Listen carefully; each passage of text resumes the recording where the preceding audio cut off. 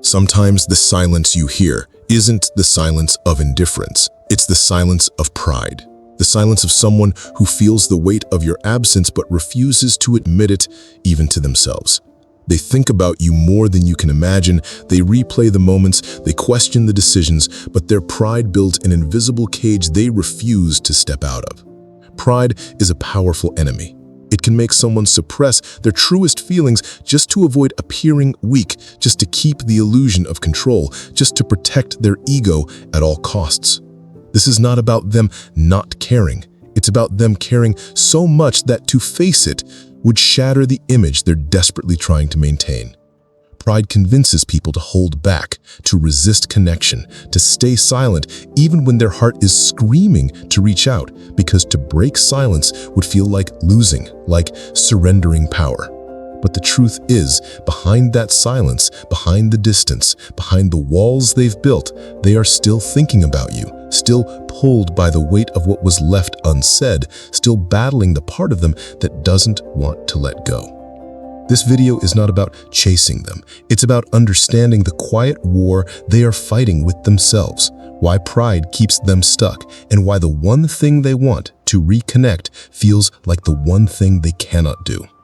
If you've ever wondered why someone stays silent even when you know they feel something, this is the truth they'll never tell you, but it's the truth you need to hear. The battle between emotion and pride is a brutal internal war that many people never speak about, but it shapes every decision they make in silence. Because on one side, there's the raw, undeniable pull toward you, the lingering attachment, the curiosity, the longing, the unresolved feelings that don't simply vanish with time. And on the other side, there's pride, a towering wall built from fear, ego, control, and the desperate need to avoid looking weak. Emotion tells them to reach out, to close the distance, to face the truth that their mind still circles around you. But pride tells them to stay away, to protect their position, to keep the upper hand, even if it costs them something real. This is the silent push and pull they live with, the constant friction between wanting connection and refusing to risk their image, between caring deeply and acting like they don't care at all. They think about you during the quiet hours, when their distractions run out, when life slows down enough for their true feelings to surface, but then pride quickly steps in to shut it down, to remind them of the stories they've told themselves, to keep them aligned with the persona they've chosen to present to the world.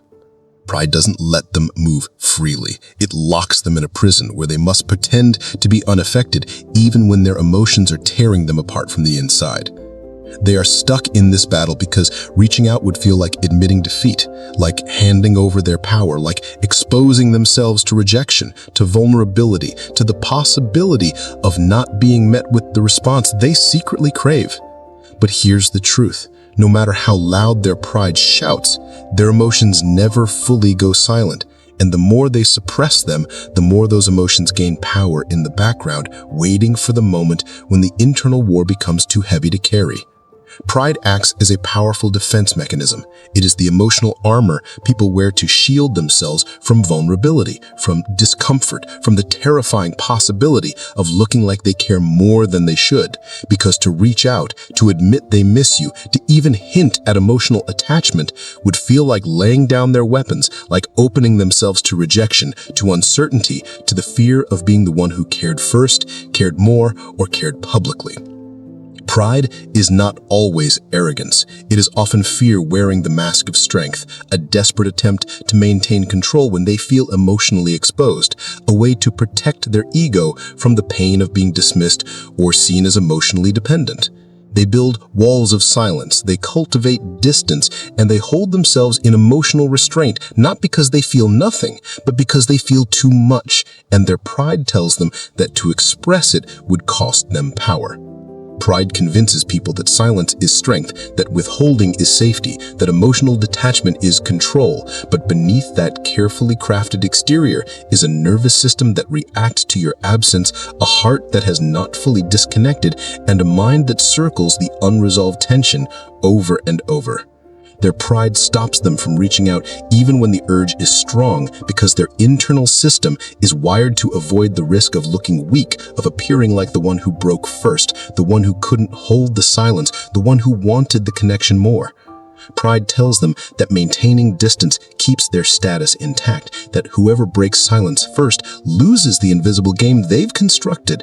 But what they can't see is that in protecting their pride, they often lose something far more valuable: the chance for real connection, healing, and closure. Pride does not protect peace, it protects the image, and many people will choose that image over truth until the weight of their own suppression becomes unbearable. Silent reflection is where their true feelings live, in the spaces they never show you, in the quiet moments when nobody's watching, when the distractions fade, and when the carefully constructed walls of pride no longer have an audience to protect. This is when their thoughts return to you, when their mind loops back to the unresolved, the unfinished, the moments they replay but never speak out loud. On the surface, they may present calm detachment. They may act as though they've moved on. They may even convince themselves during the day that silence is strength. But when they are alone, when their phone stays quiet, when they feel the weight of your absence in real time, their mind pulls them back into reflection. They question whether you've forgotten them, whether you think about them at all, whether you've closed the door completely or are still holding space for them without ever needing to say it. They wonder if you've moved on, if you've grown indifferent, if you've built a life that no longer needs them. And yet they never ask, never check, never show their hand, because pride tells them to stay silent, to protect their position, to remain untouchable, even when they're emotionally engaged. This silent reflection is where they sit in tension, where they feel the emotional gravity pulling them toward you, but fight it relentlessly to maintain the story that they are unaffected. Pride makes them appear cold, but in reality, they often burn quietly with curiosity, with nostalgia, with emotional questions they're too guarded to pursue. Their silence does not mean absence of thought. It often means the presence of thought they can't comfortably process, because pride will not allow them to admit, even to themselves, that they are still emotionally tethered. Silent reflection is their battlefield. It is where they confront the truth they pretend does not exist. The war inside is relentless. It is the daily battle they fight between the desire to reach out and the refusal to break, a brutal internal standoff where their emotions scream for connection, but their pride holds the line with iron discipline, because reaching out would feel like surrender, like stepping into emotional danger, like exposing themselves to the risk they've been avoiding since the silence began. Every day they feel the tension building. Every day they have moments where their hand hovers over their phone, where they replay what they would say, where they imagine the conversation that could close the distance. But they retreat, they pull back, they swallow the urge, because pride tells them that breaking silence first would cost them their image, would signal weakness, would flip the perceived power dynamic they're desperately trying to hold on to. This is the cycle. They feel the pull toward you, then feel the fear of losing control, then feel the weight of your absence, then feel the resistance to showing it, all while pretending on the outside that none of this is happening. The war inside never fully quiets. It simmers beneath their actions, hidden beneath casual distractions, buried beneath surface-level interactions that never really satisfy, because the unresolved weight still belongs to you. They live in this self-imposed emotional prison where they deny themselves what they actually want: connection, peace, maybe even reconciliation, because they believe holding their pride is safer, stronger, smarter. They think the war is about you, but the war is with themselves, with their own ego, with their own stories about what it means to care, what it means to break silence, what it means to move first. And every day they don't act, they build more emotional pressure, they rehearse more reasons to justify their silence, and they fall deeper and deeper into the pride that they think protects them, but actually keeps them trapped. Pride's deepest fear is losing control, because to someone who operates from pride, Control is everything. It's the invisible currency they trade for safety, power, and emotional security. And the idea of reaching out feels like handing over that control, like stepping into uncertainty where they might not be received the way they want, where they might face rejection, indifference, or worse, where they might lose the carefully constructed image they've worked so hard to maintain. Pride tells them to stay distant is to stay in control, to keep their value high, to maintain the appearance of strength. But this control is an illusion, because while they may control their silence, they are completely out of control when it comes to their emotional response to your absence. They think silence gives them leverage, but silence often becomes their prison. It limits their movement. It constrains their options. It forces them to play a game they may not even want to play anymore, but feel trapped inside, because pride whispers that to break formation now would be to lose, to collapse, to hand you the upper hand. This is why they resist so aggressively, because the moment they reach out, the moment they admit they've been thinking about you, they step into emotional exposure. And exposure feels like weakness to someone who has built their identity around control. Pride cannot handle vulnerability. It cannot handle the idea that they might still care more than they want to, that they might be affected more deeply than they pretend, that they might still want you in ways they've been denying. So they suppress, they posture, they hold the line. But beneath it all, their mind circles you, their emotions reach for you, and their nervous system reacts to your distance. Pride's obsession with control is not strength. It's a fragile defense against the truth that they are still emotionally invested, even when their silence tries to convince you otherwise. When pride holds them back from reaching out directly, they often resort to indirect strategies to check if you still care. Because even though they won't openly admit it, the curiosity eats at them. The silence becomes too loud, and they start looking for subtle signs that they still have space in your mind. They might watch your stories but never engage. They might accidentally like old posts. They might appear in places where they know you'll notice. They might bring your name up in conversation through mutual contacts just to see how you respond. But all of these indirect actions are carefully calculated because they allow them to signal interest without risking their pride, without making themselves fully vulnerable, without having to cross the threshold of actually reaching out. Pride won't let them make the first move, but it will let them investigate. It will let them linger on your profile. It will let them test the waters in the safest ways possible, because they are desperate for reassurance, but terrified of losing the protective distance they've created. These indirect behaviors are often dismissed as coincidence, but when you understand the psychology of pride, you see them for what they really are. Subtle attempts to reopen connection without surrendering control. They might even bait you to reach out first by posting something emotional, something they know will catch your attention. But they will always present it as though it wasn't meant for you, because to acknowledge that they still care would feel like stepping outside the safety of their pride. These indirect moves are driven by the same internal battle. They want to know you still think about them, but they want to know it without risking rejection, without shattering the illusion that they've moved on, without appearing to chase. Pride makes them play from the shadows, but their presence is still there, carefully hidden in the background, quietly watching, quietly hoping you'll make the move they are too guarded to make themselves. The emotional buildup is inevitable because pride can only suppress feelings for so long before the weight becomes unbearable. And while they might have mastered the art of appearing indifferent on the outside, internally, they are carrying unresolved emotions, suppressed curiosity, lingering guilt, and waves of nostalgia that silently accumulate day after day. The longer they hold the silence, the heavier it becomes, not because time erases the connection, but because time magnifies the distance, time stretches the distance, and time leaves more and more space for the mind to wander, to question, to regret. Pride tells them to stay strong, but emotion keeps pushing back, quietly growing in the background, and there comes a point where pride starts to crack under the emotional pressure it's been trying to contain. They begin to feel emotionally saturated, What they've buried refuses to stay buried. What they've ignored begins to leak through their thoughts, their moods, their conversations.